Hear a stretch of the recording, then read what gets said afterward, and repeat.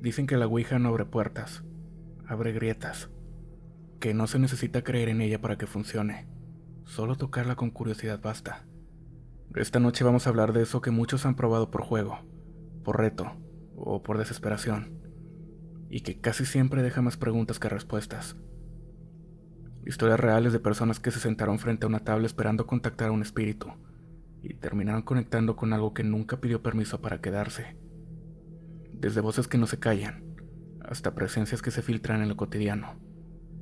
En este episodio hablaremos de lo que sucede cuando lo invisible responde. Bienvenidos y bienvenidos sean a Relatos Oscuros.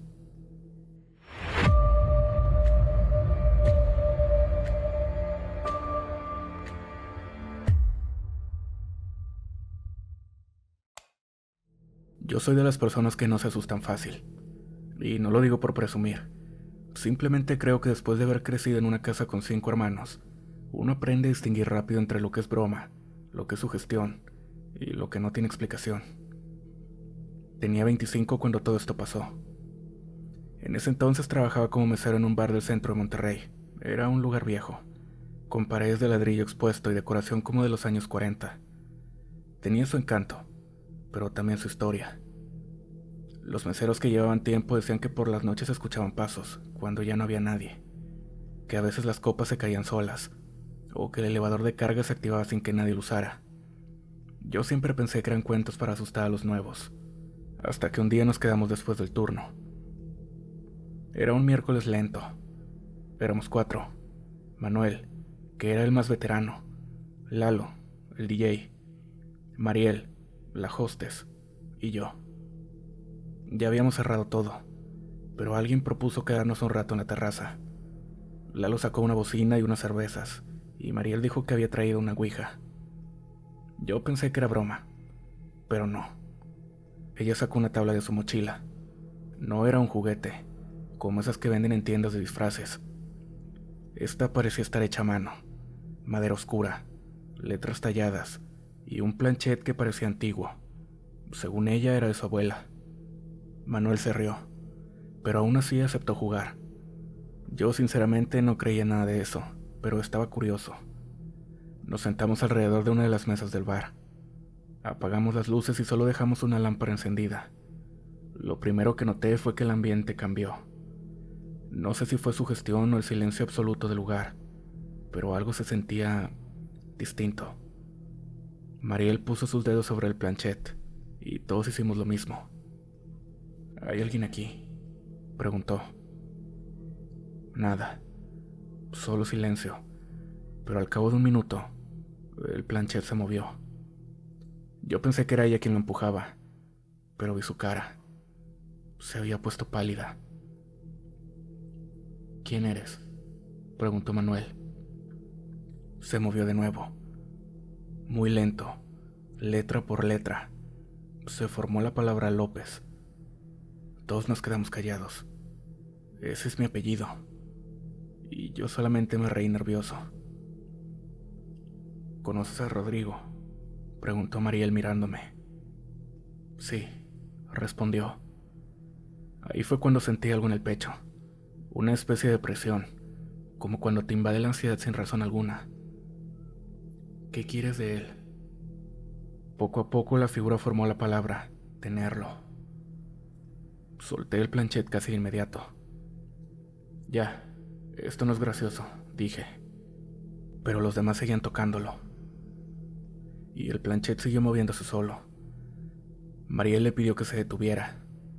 No, respondió. Luego se empezó a mover más rápido, como si escribiera con rabia.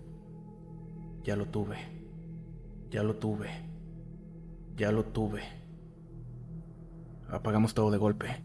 Lalo prendió las luces del bar. El planchet cayó al suelo y la tabla se partió por la mitad, como si alguien lo hubiera golpeado desde adentro. Nadie dijo nada por varios minutos. Esa noche claramente no dormí.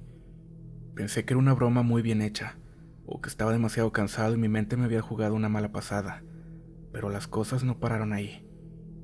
A la mañana siguiente, empecé a soñar con un hombre sin rostro, siempre el mismo. Estaba parado al pie de mi cama, pero nunca se movía. Simplemente se me quedaba viendo. El primer día desperté empapado en sudor, el segundo con moretones en los brazos, y el tercero no desperté solo. Tenía una marca en el pecho, como si alguien me hubiera presionado con fuerza con 5 dedos. Fui al médico, pero evidentemente no me creyó nada. Me dijeron que probablemente dormí mal, que tenía estrés, que tomara algún medicamento y que descansara más. Pero las marcas siguieron apareciendo, siempre al despertar, siempre en el mismo lugar. Intenté hablar con Mariel, pero ya no trabajaba ahí. Renunció 2 días después de la sesión. Lalo tampoco volvió. Y Manuel, él fue el que me preocupó más. Le marqué y me contestó su hermano. Me dijo que Manuel había sido internado en una clínica, que hablaba solo, que decía que alguien lo seguía, que no dormía, que estaba obsesionado con la tabla. Dijo que la había vuelto a armar, que la pegó y la guardó en su closet. Pero según su hermano, la tabla desapareció días después. Yo traté de seguir con mi vida. Cambié de trabajo. Me alejé del centro de Monterrey. Nunca más jugué con una ouija. Y si están escuchando esto, por más que sientan curiosidad, no lo hagan. Porque una vez que abres una puerta, no siempre puedes cerrarla. Buenas noches.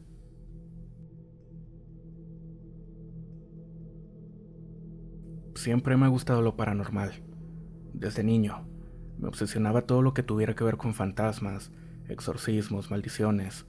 Mientras mis amigos veían caricaturas, yo me escapaba para ver los especiales de La Mano Peluda o los documentales de Discovery Channel sobre casas embrujadas. Nunca lo viví en carne propia, pero eso solo alimentaba mi curiosidad. Me creí escéptico, sí, pero deseaba con todo el corazón vivir algo, lo que fuera, una sombra, un susurro, lo que sea. Decía que no creía, pero sí quería creer.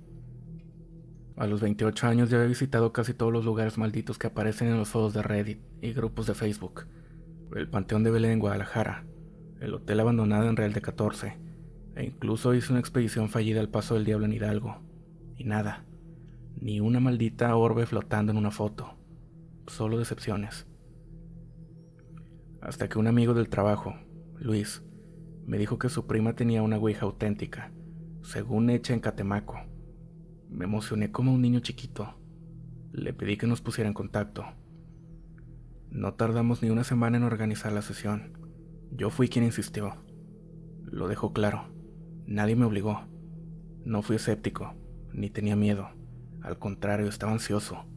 Estaba convencido de que si algo existía allá afuera, esa tabla era mi oportunidad para probarlo. Fuimos a casa de Diana, prima de Luis.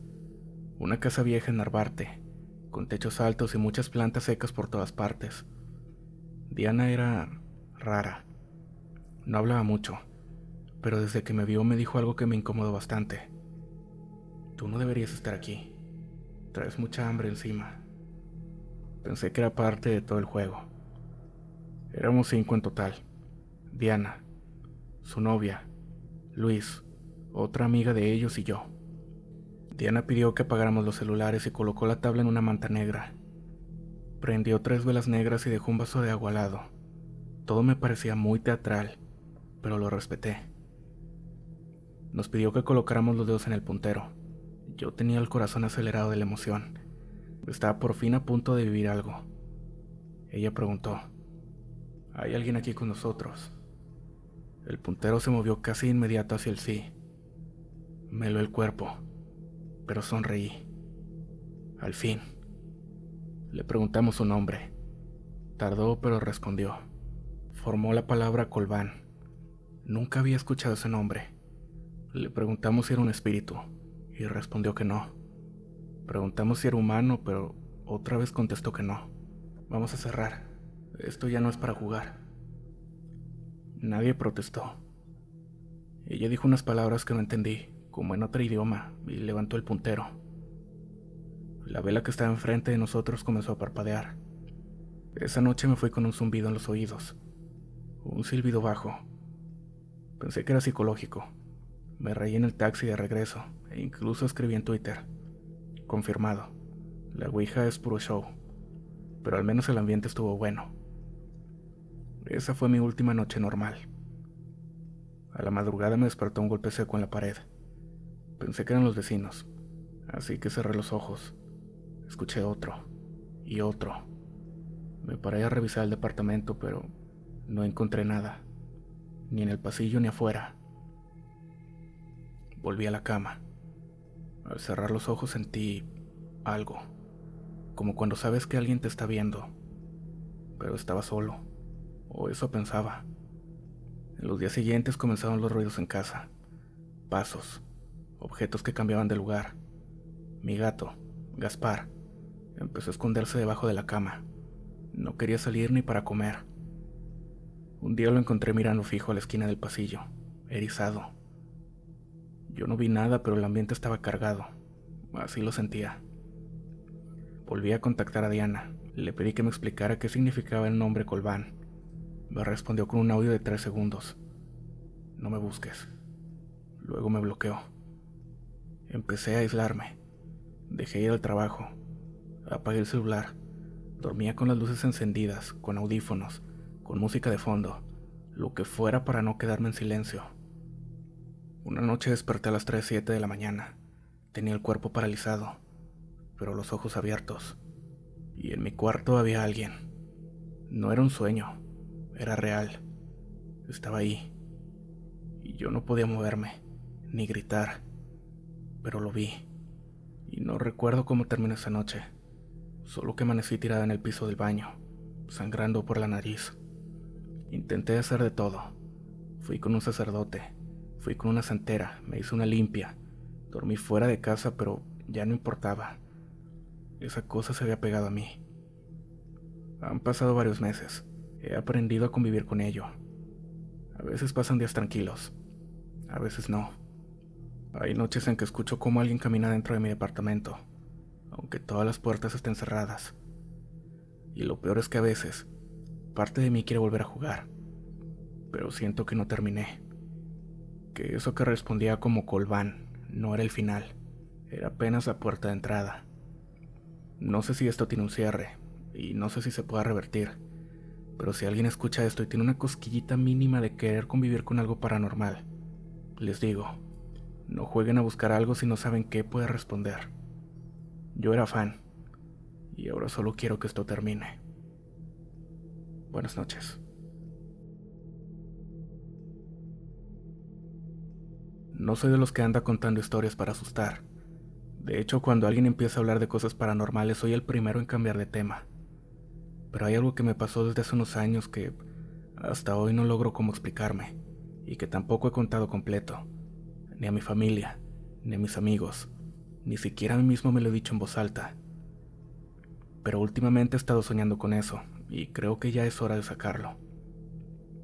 Todo empezó cuando tenía 22 años. Estudiaba arquitectura en una universidad de Monterrey y compartía departamento con 3 compañeros. Aunque lo rentábamos cerca del centro, esta historia no tiene nada que ver con la casa. El lugar era viejo, sí, pero nunca pasó nada raro ahí. Lo que pasó comenzó en otro lado, en un salón del campus al que no debimos entrar.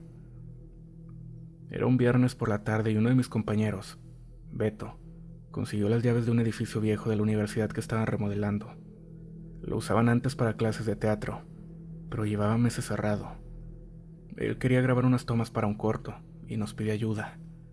Como no teníamos nada que hacer, fuimos con él. Éramos 4: Beto, Arturo, Fer y yo. Llegamos a las 7 de la noche. El edificio estaba completamente solo. Las ventanas estaban cubiertas por papel craft por dentro, y el aire olía a madera vieja y pintura. Caminamos entre bancos amontonados, el escenario desmontado, máscaras colgadas en las paredes, y una sensación general de abandono. Fue Fer quien, revisando una de las cajas de utilería, sacó un tablero de la Ouija. Parecía antiguo pero bien conservado. La madera estaba seca pero tenía los símbolos bastante bien detallados, y no tenía planchet, pero encontramos una copa de cristal con base ancha que usamos en su lugar. ¿Y si jugamos?, dijo Beto, medio en broma, pero medio en serio. Yo dije que no. Siempre he sentido que esas cosas se respetan, aunque no creas en ellas, pero entre las risas, las burlas y los "no seas miedoso", terminé cediendo. Nos sentamos en una mesa larga, al centro de una especie de salón de ensayo, y apagamos todas las luces. Solo teníamos de linterna un celular apuntando al tablero. Cada quien puso un dedo sobre la copa. Hay alguien aquí con nosotros. No se escuchaba nada, solo el zumbido del aire acondicionado portátil que estaba todavía en una esquina. ¿Hay algún espíritu presente? La copa se movió. Lenta, muy despacio. Creí que Fer la había empujado, pero él me juró que no. Arturo se empezó a reír. A ver, ¿cómo te llamas? La copa se deslizó lentamente, hacia la letra M, después a la A la R, a la I y a la O. Mario. Beto se movió a vernos a todos. Nadie conocía a ningún Mario. ¿Cuántos años tienes? La copa marcó 1 y luego 9. Nos miramos unos a otros. Claramente ya no nos estábamos riendo. Algo en la atmósfera había cambiado.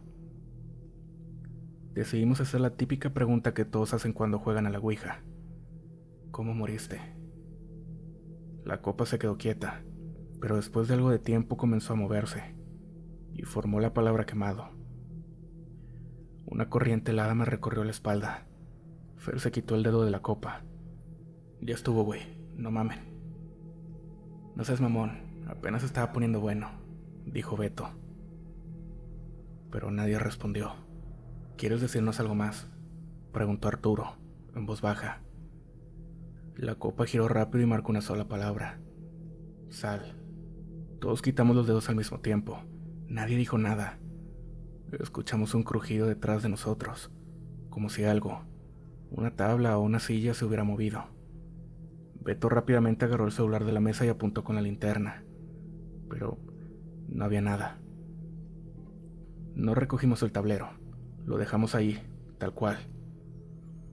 Al día siguiente, Beto amaneció con la espalda llena de marcas, como si prácticamente se hubiera acostado sobre brasas. Le dolían. Fer comenzó a tener insomnio. Arturo, que siempre fue el más escéptico, nos dijo días después que su celular grabó, sin que él lo notara, una voz que se coló en el video del corto que habíamos hecho esa noche. La voz decía: la cuarta silla es mía. Bueno, conmigo fue diferente. Un par de noches después del juego comencé a sentir que alguien me observaba mientras dormía. No vi sombras ni escuché ruidos, solo sentía la presencia. No lo conté a nadie. A nadie. Pasaron los días y nadie habló del tema, pero yo sentía que teníamos algo pendiente porque jamás cerramos el juego. Yo fui una última vez, no sé por qué. Algo me jalaba a ir. Me metí de noche al edificio como la primera vez. Encontré el salón tal y como lo habíamos dejado, pero el tablero ya no estaba. Donde había estado la mesa, había solo 4 sillas. Me fui sin mirar atrás. Desde entonces no he vuelto a soñar tranquilo. A veces en los momentos más silenciosos en la madrugada en mi casa, siento otra vez esa presencia que me observa. Y aunque intento convencerme de que todo fue una coincidencia, o simplemente sugestión de todos, hay una parte en mí que recuerda lo que dijo la voz en ese video. La cuarta silla es mía. Buenas noches. Trabajo como encargado del área de sistemas de una secundaria técnica, pero esto que te voy a contar no tiene nada que ver con mi trabajo, sino por algo que pasó por querer revivir la adolescencia. Mi amigo Beto cumplía 33 años y decidió hacer una reunión temática en la casa de sus papás, que tienen desde hace unos años en un rancho en Mina, Nuevo León. El plan era revivir esas noches de secundaria, con cervezas, películas de terror y, para rematar, una sesión de Ouija que nomás era para el cotorreo. Yo dudé mucho, no por miedo, sino porque me parecía absurdo. Pero al final me dejé llevar. Éramos 5: Beto, su esposa Leti, su primo Mauro, una amiga de la universidad llamada Ale y yo. La Ouija la trajo Leti. Decía que la compró en un mercado de antigüedades en Saltillo, de esas que ya parecen pieza de museo. No era como las que ves en internet. Estaba hecha de madera, madera pesada, con letras grabadas a mano y un puntero triangular como de cobre, ennegrecido por el tiempo. Empezamos de broma, con luces apagadas y solo unas velas en la mesa. Mauro se burlaba de todo, y eso ayudó a que todos nos relajáramos un poco. ¿Hay alguien aquí con nosotros?, dijo Leti en un tono burlón. Silencio. Nadie se movía. ¿Quieres decirnos algo?, preguntó Ale. En ese momento el puntero se movió. Nadie quiso reconocerlo, pero claramente se deslizó hacia la palabra sí. Yo pensé que era un chiste, alguien moviéndolo, pero las manos estaban apenas apoyadas. Lo noté porque yo también tenía los dedos ahí.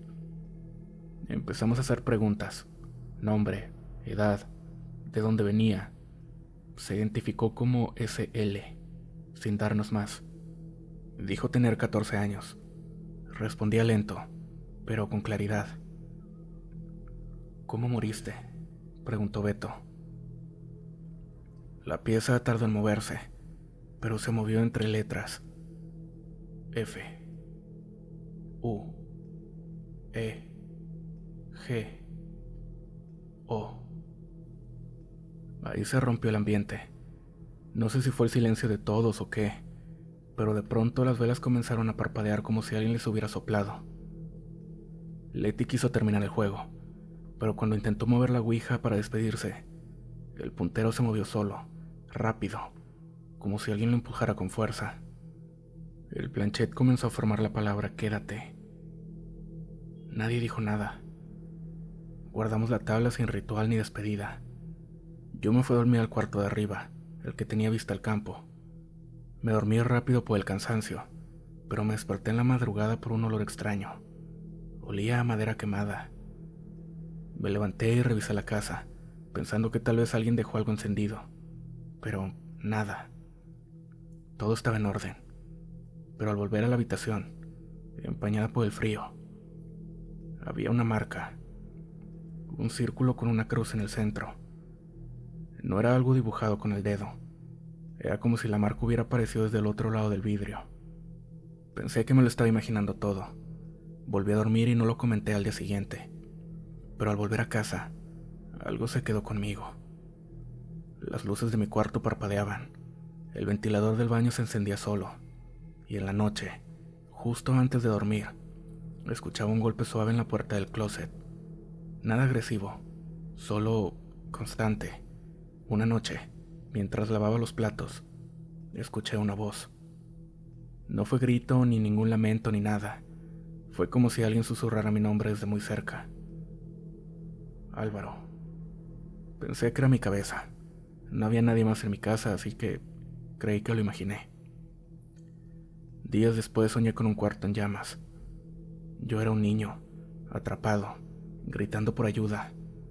Veía una figura del otro lado, mirando sin hacer nada. Me desperté sudando y con una sensación que no sabría describir. En la almohada encontré algo negro, como ceniza, pero juro por Dios que se deshizo en mis dedos. Comencé a buscar a los demás. Pensé que quizá era una paranoia mía, pero cuando le hablé a Ale, me dijo que había estado teniendo pesadillas también. Beto ya no vivía en su casa. Se había ido a vivir con sus suegros porque, según él, había algo que no dejaba dormir al bebé. Mauro nunca contestó. De hecho, su número aparecía como dado de baja. Leti fue la única que respondió de forma evasiva. Me dijo que ya había tirado la ouija y que no quería hablar del tema, pero su tono no fue de enojo, sino de miedo. Los ruidos en mi casa continuaron. Una noche desperté porque la televisión del cuarto se encendió sola, en un canal estático. Empecé a notar que algo me observaba en las esquinas, desde lugares donde no había luz. Nunca lo veía directamente, pero sentía la mirada y el olor. Siempre ese mismo olor a madera quemada. Busqué ayuda por donde pude, con un padre, con una señora que lee cartas, e incluso con un terapeuta.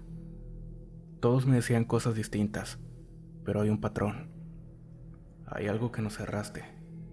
Yo sé que suena absurdo. Sé que para muchos esto es una exageración o una invención, pero algo se abrió esa noche. No fue un simple juego. Era como si algo estuviera esperando a que alguien lo llamara. A veces pienso en volver a buscar la tabla, a terminar lo que dejamos abierto. Pero otras, la idea me aterra. No sé si lo que se quedó conmigo sea un niño atrapado, o algo que solo usó ese nombre como máscara. Lo único que sé es que esto no ha terminado. Buenas noches. Comunidad, con eso llegamos al final de este episodio. Espero que las historias les hayan gustado. De ser así, me ayudarías mucho si le das like al video y lo compartes. De igual forma, si no estás suscrito al canal, te dejo el botoncito aquí abajo. Y ya que andamos por ahí, si puedes hacer el favor de seguirme en Spotify, te lo agradecería bastante. Sin más por el momento, ni nada que agregar. Nos vemos en el próximo episodio de Relatos Oscuros. Buenas noches.